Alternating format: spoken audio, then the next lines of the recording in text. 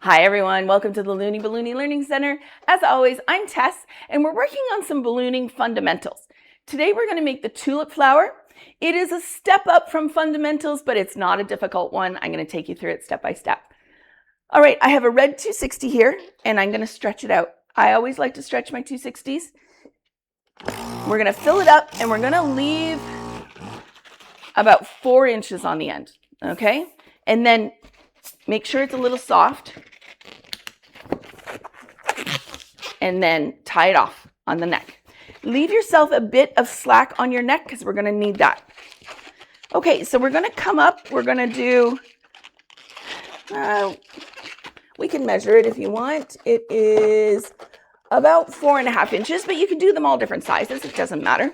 Okay, spin it a few times, come around, flip it over. We're going to do the same size. I like to take the neck and the finger and spin. Then you take that neck and you weave it in between those two longer pieces, okay, just to make it locked in. You want it to not go anywhere on you. All right, so the third loop is the special one. We want to make sure it's very similar in size, but a fraction smaller. It'll make your life easier if it's a little smaller. Okay, hold it so you're getting the flat end, and you're going to simply pop that through the middle of the first two. And what that does is it makes it locked into place. So not smaller enough that it makes a difference in your tulip look, but just to help ease you through it, okay? Then you come around, you're going to soften your 260. Now, I sort of open up the other two to make the fourth one come through. Again, making sure this is flat, and we want this flat as well. So we spin it off, okay? And then I spin a little extra as I travel across to the other side, okay? Bring it around. I open up a little bit to make sure it nests in there nicely. This is our fifth one. We're going to go up, spin it up. And again, you're going to travel across, opening up the next two for that balloon to come through. Okay, opening it up, having it nestled in there nicely, and then spin it off again. Pushing some air down to give you a little length right here. Right? Now you're going to take and cut it. You can cut right from the end. That's up to you. I tend to do it that way. Okay, you're going to let the air out so that it's nestled nicely. Tie that off. Now, go through the center with that excess slack to come around and find that neck that you used originally and tie it off.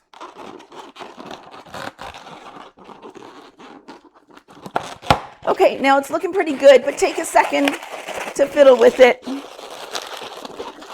Making sure everything is nestled nicely. And there's your tulip flower.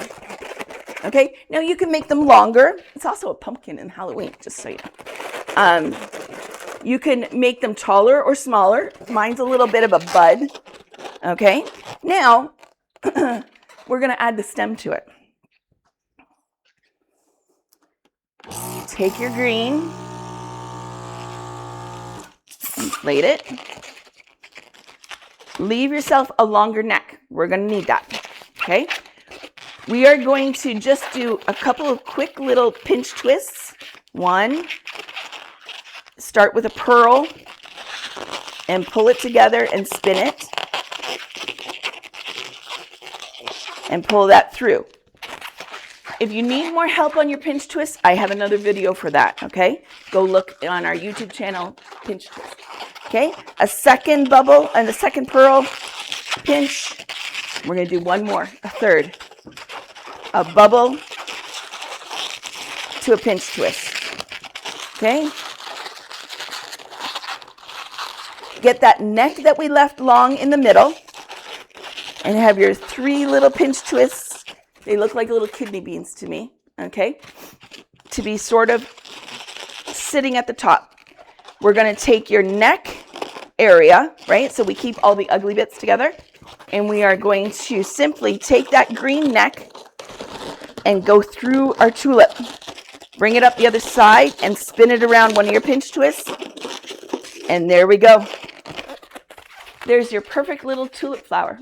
Okay, you can adjust the length of your stem if you want. Okay, and they are so cute, so popular. This is a skill you should definitely work to learn. And I hope you like this video and it helps you on your journey of ballooning yourself. Bye for now.